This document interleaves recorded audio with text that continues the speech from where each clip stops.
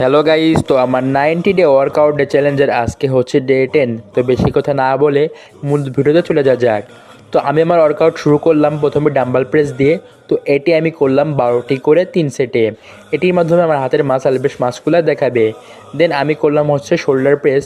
তো এটি আমি করলাম 12টি করে 3 সেটে। তো এটির মাধ্যমে আমার শোল্ডার বেশ চওড়া এবং হোয়াইট দেখাবে। দেন আমি করলাম হাফ শোল্ডার প্রেস। তো এইটিও আমি করলাম 12টি করে 3 সেটে। দেন আমি আমার ব্যাকের জন্য করলাম ব্যাক প্রেস। তো এটি আমি করলাম 12টি করে 3 সেটে। তো এটির মাধ্যমে আমার শোল্ডার বেশ মাস্কুলার এবং হোয়াইট বা চওড়া দেখাবে। দেন আমি করলাম হচ্ছে চেস্ট প্রেস।